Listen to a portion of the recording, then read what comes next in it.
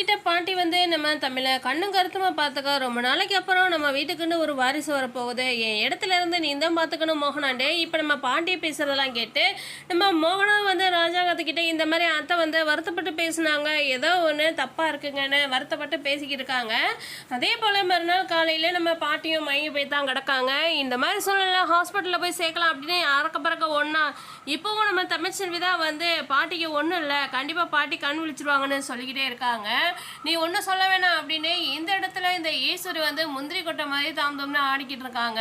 நீ இந்த குடும்பத்தை விட்டு வெளியில் போய் உட்காந்துருக்கல, நீ வெளியே உட்காந்தவ தான் அப்படின்னு சன்னாசி வந்து ஓங்கி அடிக்கிறாங்க. இன்னொரு பக்கம் எப்படியாவது வீட்டுக்குள்ளே போயிடலான்னு பார்த்தா எதுவுமே நடக்காத போல இருக்குன்னு இந்த ஈஸ்வரி அடுத்த பிளானை போடுறாங்க.